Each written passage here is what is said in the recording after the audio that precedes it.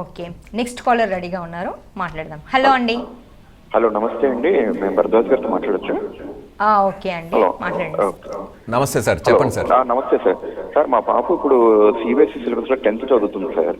Okay. ఇప్పుడు రేపు ఫెబ్లో exams రాస్తుంది. తర్వాత తను ఇంజనీరింగ్ ఐఐటి ప్రిపేర్ అవుదామని చూస్తుంది.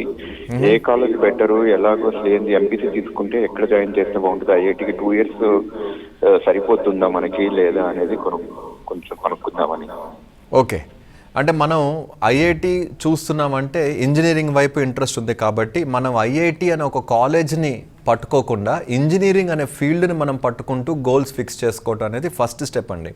మనము ఎంపీసీతో పాటు ఇంజనీరింగ్ వైపు వెళ్ళాలనుకుంటున్నాము. ఇంజనీరింగ్లో ఐఐటీస్ ఒకటే కాకుండా IIIT, NIT, బిట్స్ పిల్ అని మీరు గూగుల్లోకి వెళ్ళి NIRF ర్యాంకింగ్ అని గూగుల్లో కొడితే every year central government NIRF rankings అనేది రిలీజ్ చేస్తుంది సార్.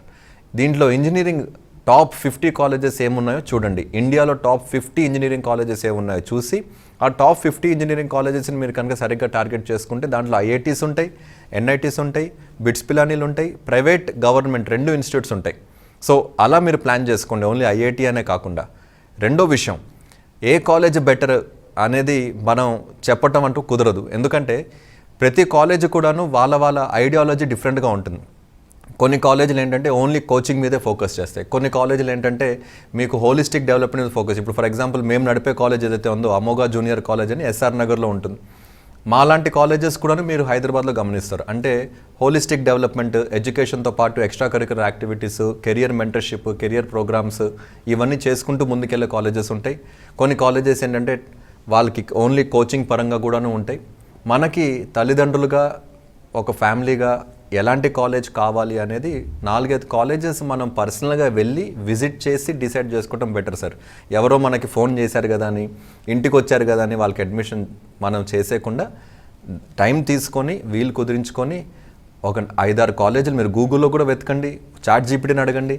ఇవన్నీ ఆప్షన్స్ ఇప్పుడు వచ్చాయి కాబట్టి మీరు పర్సనల్గా విజిట్ చేసి మీరు డెసిషన్ తీసుకోవటం సజెస్ట్ చేస్తారు.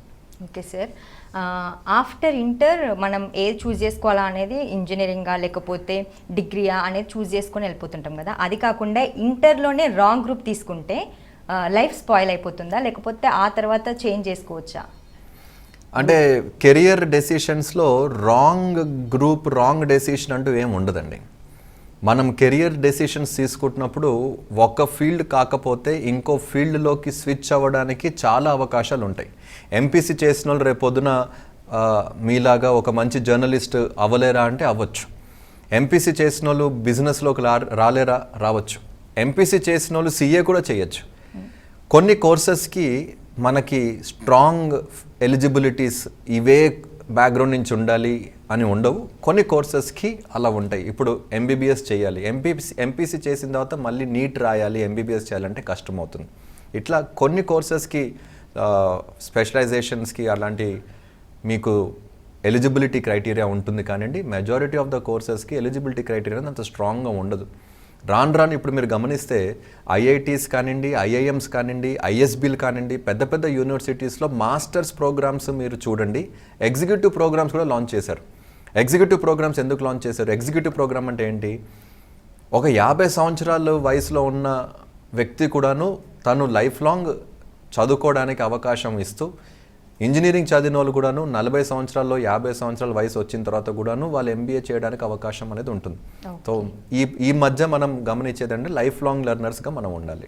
ఓకే సార్, నెక్స్ట్ కాలర్ రెడీగా ఉన్నారు. Hello hello okay, call cut అయినట్టుంది సార్. నెక్స్ట్, ఇప్పుడు టాప్ కాలేజ్లో కానీ యూనివర్సిటీలో కానీ వాళ్ళు కోర్స్ చేయకపోతే వాళ్ళకి ఫ్యూచర్ ఉండదా? వెరీ గుడ్ క్వశ్చన్ అండి. టాప్ యూనివర్సిటీస్లో మనము కోర్స్ చేయకపోతే ఫ్యూచర్ ఉండదు. ఒకప్పుడు ఏంటంటే టాప్ యూనివర్సిటీస్లో మాత్రమే క్యాంపస్ ప్లేస్మెంట్స్ అనేవి జరిగేవి.